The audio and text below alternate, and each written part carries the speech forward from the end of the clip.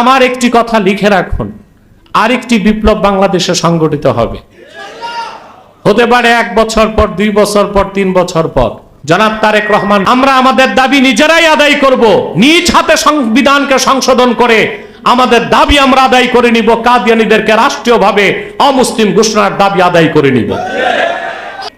জনগণ যখন ঐক্যবদ্ধ হয়ে যায় তা আদায় করে ছাড়ে। আমি নির্বাচিত প্রধানমন্ত্রী জনাব তারেক রহমান ও তার সরকারকে বলবো, আপনারা উদ্যোগ নিন। আপনারা ইসলামী মূল্যবোধে বিশ্বাসী। ইসলামের মৌলিক বিশ্বাস যারা অস্বীকার করে সেই কাদিয়ানীদেরকে অমুসলিম ঘোষণার দাবি আদায় করা বিএনপির জন্য নৈতিক দায়িত্ব, সাংগঠনিক দায়িত্ব। কারণ যেহেতু বিএনপি ইসলামী মূল্যবোধে বিশ্বাসী সরকার। তবে আমরা ভয় পাই, প্রত্যেক সরকারের আমলেই কাদিয়ানীদের কিছু এজেন্ট ঘাপটি মেরে বসে থাকে। এবং বর্তমান একজন উপদেষ্টা হয়েছে ডক্টর জাহিদুর রহমান। আমি যতটুকু জানি সে কাদিয়ানীদের দোসর। আমি এই সেমিনার থেকে বলবো বর্তমান প্রধানমন্ত্রীকে ও তার সরকারকে, কাদিয়ানীদের কোনো দোসর বা এজেন্ট যেন সরকারের কোনো পর্যায়ে ঘাপটি মেরে বসার সুযোগ না পায়। তাহলে হবে কি, অতি শীঘ্রই সরকারের সাথে ইসলামপন্থীদের সংঘাত বেঁধে যাবে।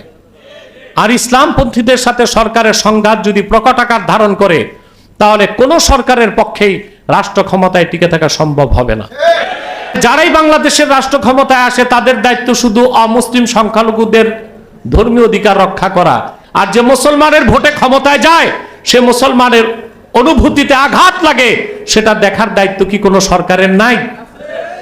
এটা হচ্ছে ধর্মনিরপেক্ষতার দোহাই দিয়ে আমাদের মুসলিমদের উপর চরম পর্যায়ের বেইনসাফ ছাড়া আর কিছুই নয়।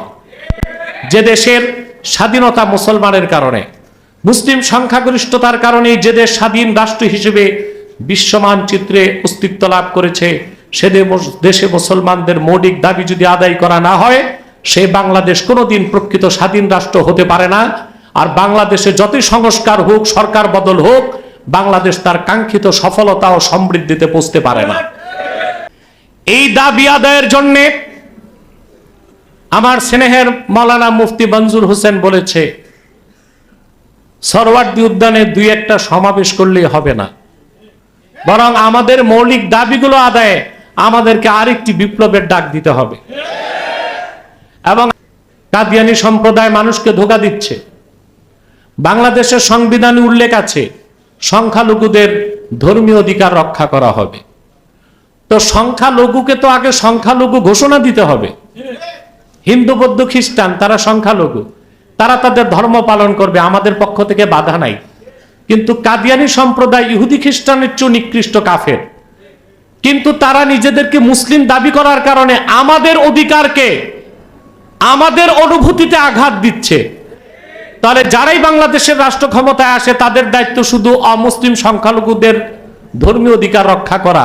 আর যে মুসলমানের ভোটে ক্ষমতায় যায়, সে মুসলমানের অনুভূতিতে আঘাত লাগে, সেটা দেখার দায়িত্ব কি কোনো সরকারের নাই? এটা হচ্ছে ধর্মনিরপেক্ষতার দোহাই দিয়ে আমাদের মুসলিমদের উপর চরম পর্যায়ের বেইনসাফ ছাড়া আর কিছুই নয়। যে দেশের স্বাধীনতা মুসলমানের কারণে, মুসলিম সংখ্যাগরিষ্ঠতার কারণে যে দেশ স্বাধীন রাষ্ট্র হিসেবে বিশ্ব মানচিত্রে অস্তিত্ব লাভ করেছে, সে দেশে মুসলমানদের মৌলিক দাবি যদি আদায় করা না হয়, সে বাংলাদেশ কোনোদিন প্রকৃত স্বাধীন রাষ্ট্র হতে পারে না। আর বাংলাদেশে যতই সংস্কার হোক, সরকার বদল হোক, বাংলাদেশ তার কাঙ্ক্ষিত সফলতা ও সমৃদ্ধিতে পৌঁছতে পারে না। কাদিয়ানীরা নিজেদের নাম পরিবর্তন করে করে মিথ্যা পরিচয় দেয়। কখনো নিজেদের পরিচয় দেয় আহমদী জামাত, কখনো বলে আহমদিয়া জামাত, কখনো বলে আহমদী সম্প্রদায়, কখনো বলে আহমদিয়া সম্প্রদায়, কখনো বলে আহমদী মুসলিম জামাত, কখনো বলে আহমদিয়া মুসলিম জামাত। সাবধান, কাদিয়ানীদেরকে আহমদী বলা যাবে না। আমাদের দেশে কিছু মৌলবী সাহেব বক্তা নাদান আছে, তারা কাদিয়ানীদেরকে আহমদী জামাত বলে। এটা তাদেরও মূর্খতা। কারণ কাদিয়ানের কাজ্জাব শয়তানটার নাম ছিল মির্জা গোলাম আহমদ কাদিয়ানী। আমরা বলি সে কাফের ছিল, আর কাফের কখনো গোলাম আহমদ এর গোলাম হতে পারে না। কাদিয়ানের কাজ্জাব মির্জা গোলাম শয়তান কাদিয়ানী ছিল কুখ্যাত শয়তানের গোলাম। অতএব কাদিয়ানীদের নাম হবে হয় কাদিয়ানী নয় গোলামি জামাত। তাদেরকে আহমদি বলার কোনো সুযোগ নাই। তারা নাম পরিবর্তন করে করে মিথ্যা পরিচয় দিয়ে মানুষকে ধোঁকা দেয়। সুস্পষ্টভাবে মনে রাখবেন, তারা আহমদি জামাত নয়, আহমদিয়া জামাত নয়, আহমদি সম্প্রদায় নয়, আহমদিয়া সম্প্রদায় নয়, আহমদি মুসলিম জামাত নয়, আহমদিয়া মুসলিম জামাত নয়। নিঃসন্দেহে তারা শয়তানি জামাত, কুখ্যাত জাহান্নামের কুখ্যাত কুকুরের দল। আমাদের সকল দলের মুসলমানের একটাই দাবি, অনতি বিলম্বে স্বাধীন বাংলায় শয়তান কাদিয়ানীদেরকে রাষ্ট্রীয়ভাবে অমুসলিম ঘোষণা করতেই হবে। এই দাবি আদায়ের জন্য আমার স্নেহের মাওলানা মুফতি মঞ্জুর হোসেন বলেছে, সরওয়ার্দী উদ্যানে দুই একটা সমাবেশ করলেই হবে না, বরং আমাদের মৌলিক দাবিগুলো আদায়ে আমাদেরকে আরেকটি বিপ্লবের ডাক দিতে হবে। এবং আমার একটি কথা লিখে রাখুন, আরেকটি বিপ্লব বাংলাদেশে সংগঠিত হবে। হতে পারে 1 বছর পর, 2 বছর পর, 3 বছর পর। তাহরিকে খাতমে নবুওতের সৈনিকদের প্রথম সারিতে থাকতে হবে। সেই বিপ্লব যদি সফল হয়, আমরা আমাদের দাবি নিজেরাই আদায় করব, নিজ হাতে সংবিধানকে সংশোধন করে আমাদের দাবি আমরা আদায় করে নিব। কাদিয়ানীদেরকে রাষ্ট্রীয়ভাবে অমুসলিম ঘোষণার দাবি আদায় করে নিব।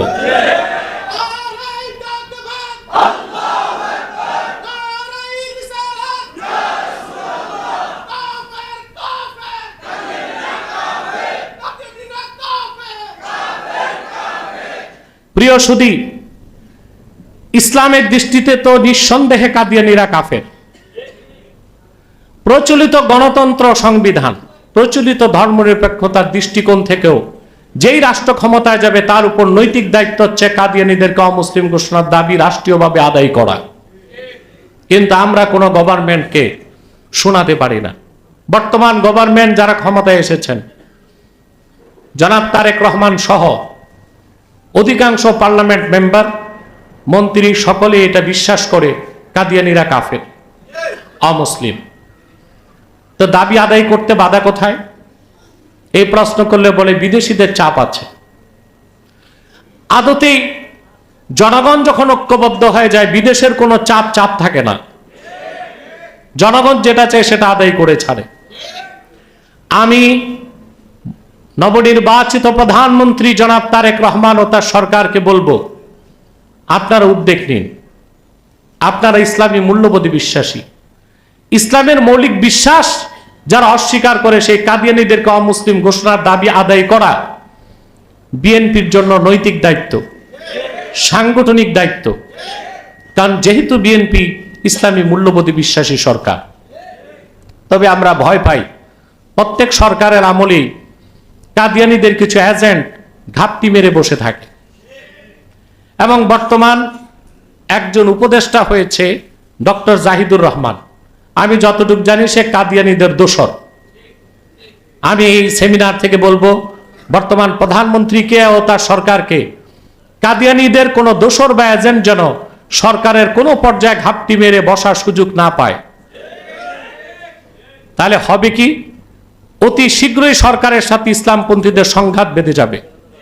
আর ইসলামপন্থীদের সাথে সরকারের সংঘাত যদি প্রকট আকার ধারণ করে, তাহলে কোনো সরকারের পক্ষেই রাষ্ট্র ক্ষমতায় টিকে থাকা সম্ভব হবে না। এই দিকটি সরকারকে খেয়াল রাখতে হবে।